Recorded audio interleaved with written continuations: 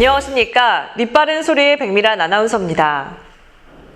도널드 트럼프 미국 대통령은 7일 김정은 북한 국무위원장과의 내년 초 2차 북미 정상회담 개최 입장을 재확인하였는데 제재가 유지되고 있기 때문에 서두를 것 없다고 속도 조절론을 펼치며 제재 해제를 위해서는 북한의 대응 조치가 있어야 한다고 쌍방향을 강조했습니다. 앞서 국무부는 이날 0시께 북미 고위급 회담이 연기됐으며 양측의 일정이 허락될 때 다시 만나게 될 것이라고 발표한 후 그 배경을 놓고 관측이 분분했었습니다. 트럼프 대통령은 그러나 우리는 북한과 관련해 진행되고 있는 상황에 대해 매우 만족한다. 잘 진행되고 있다고 생각한다면서 우리는 서두를 게 없다. 우리는 급할 게 없다를 표현을 7차례, 제재는 여전히 유지되고 있다는 말을 4차례나 반복하면서 강조했습니다. 삼성전자가 7일 미국 샌프란시스코에서 개막한 삼성 개발자 컨퍼런스 2018에서 폴더블폰 디스플레이의 세부 규격을 공개했습니다.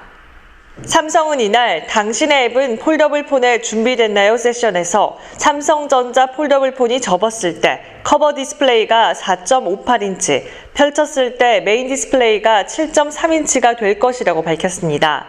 폴더블폰은 스마트폰 2개가 양옆으로 붙어 있으며 안으로 접히는 인폴딩 방식으로 커버 디스플레이는 화면비가 21:9, 메인 디스플레이는 4.2:3이며 해상도는 두 디스플레이 모두 420dpi입니다. 유저들은 스마트폰에서 이용하는 작업을 더 깊이 파고들기 위해 폰을 펼칠 것이라며 접었을 때와 펼쳤을 때 애플리케이션이 원활하게 작동할 수 있도록 노력하고 있다고 소개했습니다. 뉴스 큐레이팅 업체인 플립보드는 이 세션에서 접었을 때와 펼쳤을 때 달라지는 애플리케이션 환경을 시연하기도 했습니다. 삼성전자와 구글은 개발자들이 초기 폴더블 애플리케이션 개발에 참여할 수 있도록 앱 개발 가이드라인을 한국 시간 8일 정오에 공개하고 장치 특성을 복사하거나 똑같이 실행하도록 설계된 장치인 에뮬레이터는 4분기 내 공개할 예정이라고 밝혔습니다. 11.6 미국 중간선거 직후 미국 동서부에서 잇따라 낭보가 들려오면서 재미 한인사회가 들끓고 있습니다. 지난 1998년 김창준 전 연방하원의원 퇴임 이후 20년 만에 연방하원의 한인 후보가 그것도 2명 동시에 입성할 것이 유력해지면서 그토록 염원하던 미 주류 사회의 한인 정치력 신장에 결정적 계기를 마련할 수 있을 것으로 기대하기 때문입니다.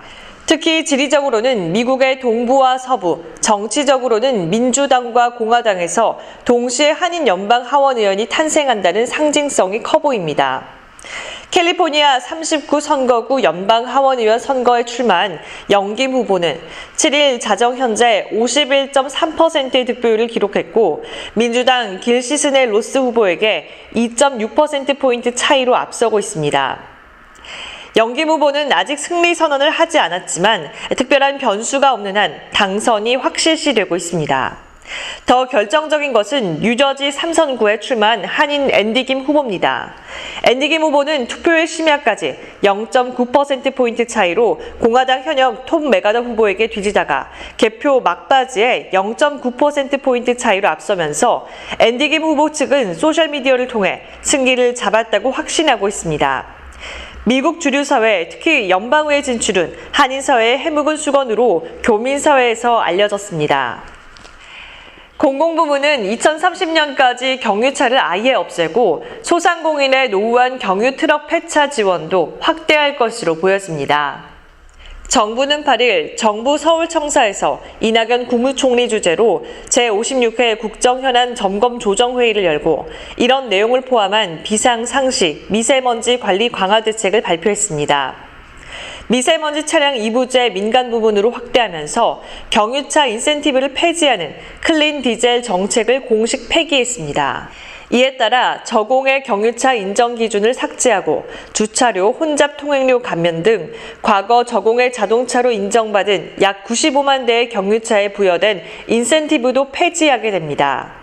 공공부문은 대체 차종이 없는 경우를 제외하고 2030년까지 경유차를 아예 없앨 계획이고 이를 위해 2020년까지 공공부문 친환경차 구매 비율을 현재 50%에서 100%로 높일 방침입니다. 유재철 환경부 생활환경정책실장은 브리핑에서 수도권의 경우 미세먼지 요인 중 가장 높은 비율이 경유차, 휘발유차이고 그 다음이 건설기기라며 특히 경유가 휘발유의 9배 이상의 미세먼지 유발 효과가 있다고 설명했습니다. 정부는 소상공인의 경유차 이용 비율이 높다는 점을 고려해 노후 경유 트럭을 폐차하고 액화 석유가스 1톤 트럭을 구매하면 기존 보조금에 추가로 400만 원을 더 지원하기로 했습니다. 정경두 국방부 장관은 지난달 29일 국회 국방위 국정감사에서 군사합의 이행 비용 조달이 평상시 편성된 국방 예상으로 충분히 가능하다는 답변을 하였지만 8일 9.19 군사합의서를 이행하는데 추가로 100여억 원이 더 들어간다고 밝혔습니다. 이러한 사실을 국민들은 어떻게 받아들여야 할지 궁금합니다. 자유한국당 백승주 의원에 따르면 국방부는 9.19 군사합의서 이행에 따른 추가 소요 자료에서 올해와 내년 이들 사업을 위해 총 150억 1천만 원이 소요될 것으로 추계했습니다. 이 중 올해 비용 40억 1천만 원은 정부 예산에 반영됐지만 내년 비용 110억 원 중 101억 4천만 원은 정부 예산안에 반영되지 않았었습니다.